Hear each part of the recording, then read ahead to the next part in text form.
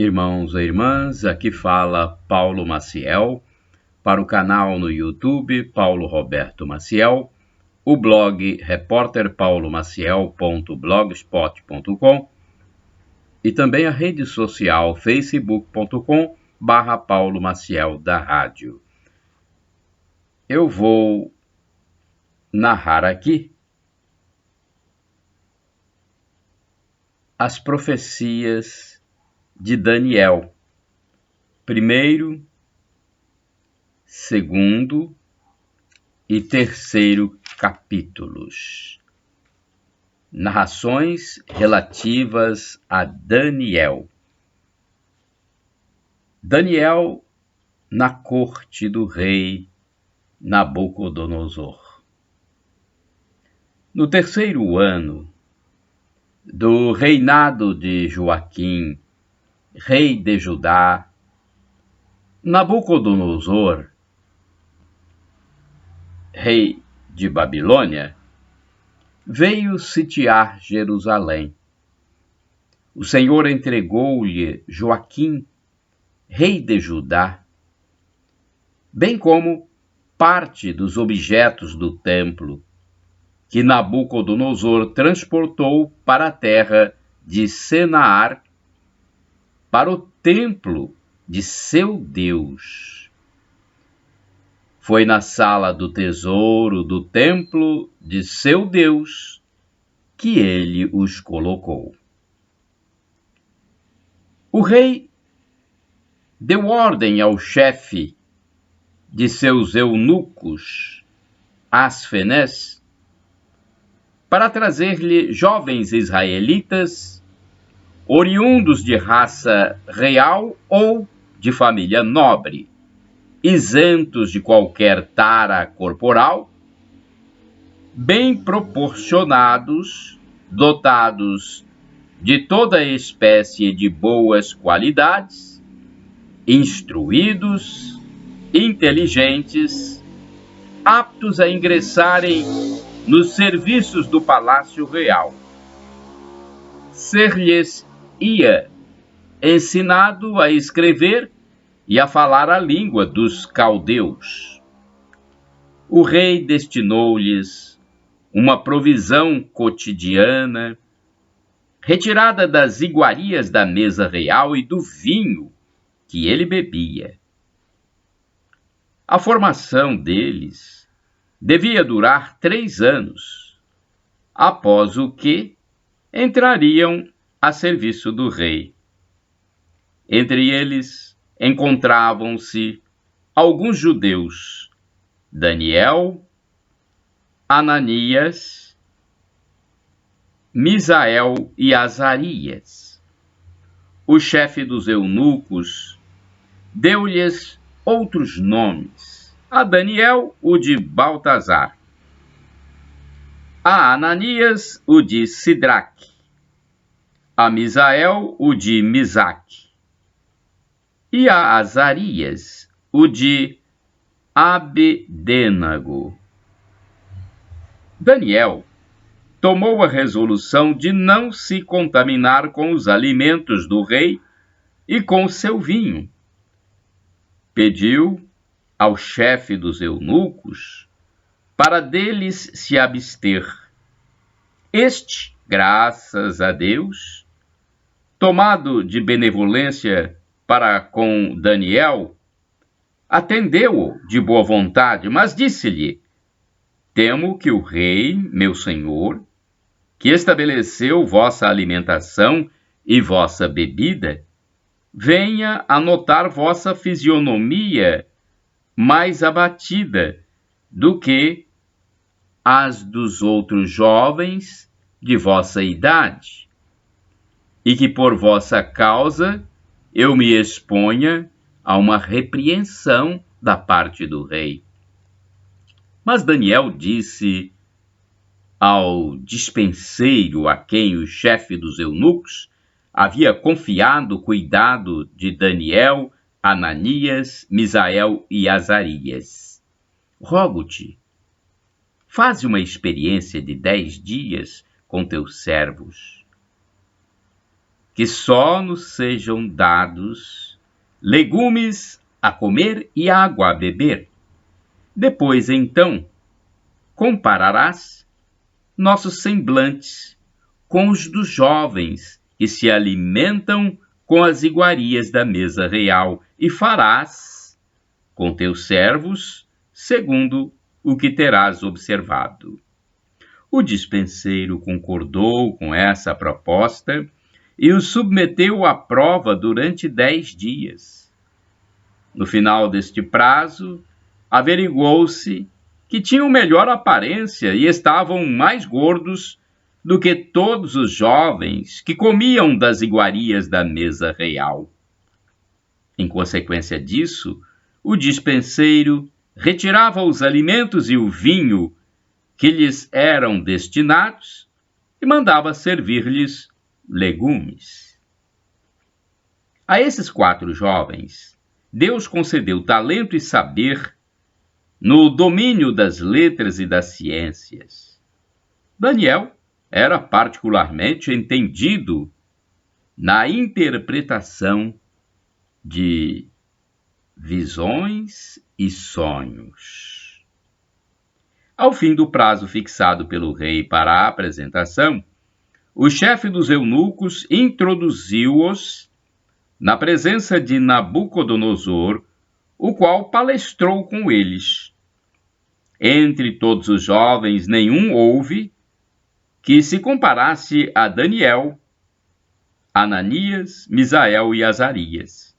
Por isso entraram eles a serviço do rei.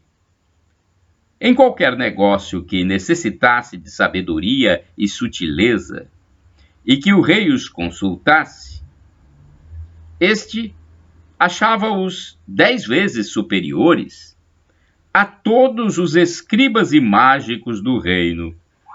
Assim, viveu Daniel até o 1º ano do reinado de Ciro. Sonho da estátua. No 2º ano de seu reinado, Nabucodonosor teve sonhos que lhe perturbaram a tal ponto o espírito que perdeu o sono. Mandou chamar os escribas, os mágicos, os feiticeiros e os caldeus para lhe fazerem a interpretação. Estes vieram apresentar-se diante do rei. Tive um sonho, disse-lhes, e meu espírito se consome à procura do significado. Os caldeus responderam ao rei em língua aramaica: Senhor, longa vida ao rei. Narra teu sonho, para que teus servos deem a interpretação. O rei disse aos caldeus: Para mim é coisa decidida. Se não me explicardes o conteúdo do sonho, bem como sua significação, sereis estraçalhados e vossas casas reduzidas a um montão de imundícies. Mas, se me revelardes tanto o conteúdo quanto a significação do sonho, recebereis de mim donativos, presentes e grandes testemunhos de honra. Portanto, dizei-me meu sonho e o que ele significa. De novo responderam: que o rei narre o sonho a seus servos e nós faremos a interpretação. Sei agora perfeitamente, continuou o rei, que procurais ganhar tempo, porque sabeis que estou bem decidido a aplicar-vos a dita sentença, se não me revelardes o conteúdo de meu sonho. Estais combinados a mentir-me e a enganar-me, esperando que as circunstâncias mudem. Vamos, dizei-me o que sonhei, e eu saberei se sois capazes de dar a interpretação. Os caldeus deram ao rei esta resposta: não há homem algum sobre a terra que possa fazer o que exige o rei. E, de fato, jamais rei algum, por maior e mais poderoso que tenha sido, pediu tamanha coisa a um escriba, mágico ou caldeu. A questão proposta pelo rei é difícil e ninguém poderia dar a solução ao rei, a não ser os deuses, que estão excluídos do trato com os seres carnais. Com isso, o rei encolerizou-se e, na sua fúria, deu ordem para matarem todos os sábios da Babilônia. A sentença foi publicada e o massacre dos sábios começou. Procuravam Daniel e seus companheiros para matá-los, quando este dirigiu a Arioque, chefe da guarda do rei, que havia saído para executar todos os sábios babilônios, palavras cheias de prudência e sabedoria. Por quê? Perguntou-lhe. Uma sentença tão severa da parte do rei? Arioque expôs-lhe o assunto, e logo Daniel decidiu-se ir ao rei para pedir-lhe a concessão de uma prorrogação. Daria então ao rei a interpretação pedida. Logo que voltou do rei, Daniel pôs a par do assunto seus companheiros Ananias, Misael e Azarias. Pediu-lhes para implorarem a misericórdia do Deus dos céus a respeito desse enigma, a fim de que não matassem Daniel e seus companheiros com o resto de Babilônia. O mistério foi então revelado a Daniel numa visão noturna. Pelo que, bendizendo a Deus dos céus, Daniel expressou-se como segue: Bendito seja o nome de Deus, de eternidade em eternidade, porque a ele pertence a sabedoria e o poder. É ele quem faz mudar os tempos e as circunstâncias. É ele quem depõe os reis e os enaltece. É ele quem dá sabedoria aos sábios e talento aos inteligentes. É ele quem revela os profundos e secretos mistérios, quem conhece o que está mergulhado nas trevas, junto ao qual habita a luz. Ó Deus de meus pais, eu vos exalto e vos louvo, porque vós me destes a prudência e a força, e porque vós nos manifestastes o que vos pedimos, revelando-nos o sonho do rei. Depois disso, Daniel foi procurar Arioque, a quem o rei tinha incumbido do massacre dos sábios de Babilônia, e falou-lhe assim: Não mandes matar os sábios de Babilônia. Introduze-me à presença do rei, para que eu lhe dê a explicação. Arioque apressou-se em conduzir Daniel junto ao rei, dizendo-lhe: Achei entre os deportados da Judéia um homem que dará ao rei a explicação desejada. O rei dirigiu a palavra a Daniel, que tinha o cognome de Baltazar. És realmente capaz, disse-lhe, de desvendar-me o sonho que tive e fornecer-me a interpretação? O mistério, cuja revelação o rei pede, respondeu Daniel ao rei. Nem os sábios, nem os mágicos, nem os feiticeiros, nem os astrólogos são capazes de revelar-lhes. Mas no céu existe um Deus que desvenda os mistérios, o qual quis revelar ao rei Nabucodonosor o que deve suceder no decorrer dos tempos.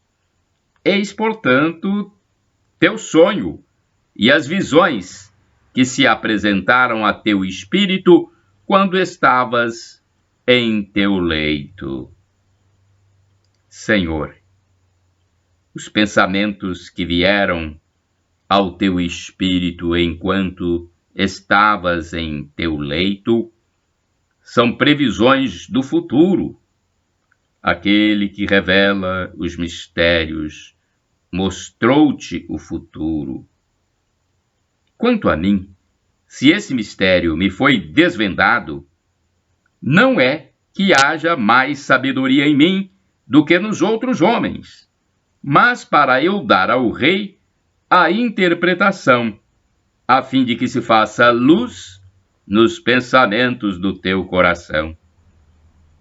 Senhor, contemplavas, e eis que uma enorme estátua erguia-se diante de ti. Era de um magnífico esplendor, mas de aspecto aterrador. Sua cabeça era de fino ouro, seu peito e braços de prata, seu ventre e quadris de bronze, suas pernas de ferro, seus pés metade de ferro e metade de barro. Contemplavas essa estátua quando uma pedra se deslocou da montanha, sem intervenção de mão alguma, veio bater nos pés, que eram de ferro e barro, e os triturou. Então o ferro, o barro, o bronze, a prata e o ouro foram, com a mesma pancada, reduzidos a migalhas. E como a palha que voa da eira durante o verão, foram levados pelo vento, sem deixar traço algum, enquanto que a pedra que havia batido na estátua tornou-se uma alta montanha, ocupando toda a região. Eis o sonho. Agora, vamos dar ao rei a interpretação. Senhor, tu que és rei dos reis, a quem o Deus dos céus deu realeza, poder, força e glória, a quem ele deu o domínio onde quer que habitem, sobre os homens, os animais terrestres e os pássaros do céu, tu és a cabeça de ouro. Depois de ti surgirá um outro reino menor que o teu. Depois, um terceiro reino, o de bronze, que dominará toda a terra. Um quarto reino será forte como ferro, do mesmo modo que o ferro esmaga a e tritura tudo. Da mesma maneira, ele esmagará e pulverizará todos os outros. Os pés e os dedos, parte de terra argilosa, de modelar, parte de ferro, indicam que esse reino será dividido. Haverá nele algo da solidez do ferro, já que viste ferro misturado ao barro. Mas os dedos, metade de ferro e metade de barro, mostram que esse reino será ao mesmo tempo sólido e frágil. Se viste o ferro misturado ao barro, é que as duas partes se aliarão por casamentos sem, porém, se fundirem inteiramente, tal como o ferro que não se amalgama com o barro. No tempo desses reis, o Deus dos céus suscitará um reino que jamais será destruído e cuja soberania jamais passará a outro povo. Destruirá e aniquilará todos os outros, enquanto que ele subsistirá eternamente. Foi o que pudeste ver na pedra, deslocando-se da montanha sem a intervenção de mão alguma e reduzindo a migalhas o ferro, o bronze, o barro, a prata e o ouro. Deus, que é grande, dá a conhecer ao rei a sucessão dos acontecimentos. O sonho é bem exato e sua interpretação é digna de fé. Nesse instante, o rei Nabucodonosor atirou-se de rosto em terra, prostrado diante de Daniel. Depois, ordenou que lhe fossem oferecidos oblações e perfumes. Dirigindo-se a Daniel, disse o rei: Vosso Deus é verdadeiramente o Deus dos deuses, o Senhor dos reis. É também o revelador dos mistérios, já que pudeste revelar este. O rei elevou Daniel em dignidade, deu-lhe numerosos e ricos presentes, constituiu-o governador de toda a província de Babilônia e o tornou chefe supremo de todos os sábios de Babilônia. Daniel pediu ao rei e confiou a Sidraque, Misaque e Abdênago a administração da província de Babilônia. E Daniel permaneceu na corte real. Bem, são 2 capítulos. O capítulo 3º, ele é muito longo e eu vou deixar para um próximo vídeo. Então, eu fiz a leitura aqui da profecia de Daniel, capítulos 1º e 2º. Este material é da Bíblia Sagrada, edição Pastoral Catequética, editora Ave Maria. Essa Bíblia Sagrada é do ano de 2005. Uma bela leitura, importante. O livro de Daniel é um livro de profecia. E no próximo vídeo nós teremos então o capítulo 3º. Shalom Adonai, uma expressão hebraica que significa a paz do Senhor. El Shaddai, também do hebraico, traduzindo em português, Deus onipotente, Deus todo-poderoso, ele proverá. Acredite, creia. E Maranata ou Maranatá, expressão utilizada por São Paulo apóstolo e que significa, do aramaico, dialeto de Jesus, vinde, Senhor Jesus. É a segunda vinda de Cristo Jesus que nós esperamos. Maranatá! Quando ele voltar, nessa segunda vinda, será para nos julgar. Estejamos então preparados. Vamos nos arrepender dos nossos pecados, pedir perdão e ter a expectativa da vida eterna. Como disse São Paulo apóstolo, o sofrimento de agora, a tribulação de agora, nem se compara à glória futura que será revelada em nós na segunda vinda de Cristo. Shalom para todos vocês que acessam o canal no YouTube Paulo Roberto Maciel, o blog repórterpaulomaciel.blogspot.com e a rede social facebook.com/Paulo Maciel da Rádio. Shalom, a paz de Cristo.